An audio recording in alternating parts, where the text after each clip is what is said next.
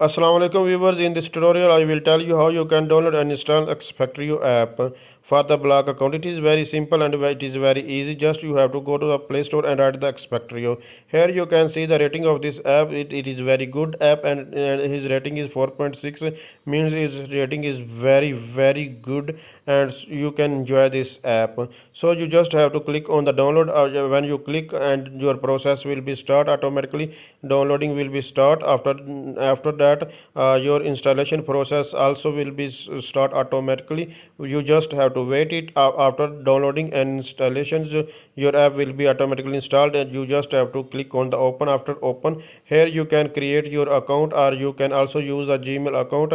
In my scenario, I will use the Google account for the Expatrio, and I will also recommend you can use the Expatrio app by using the Gmail account. In the next tutorial, I will tell you how you can create your account.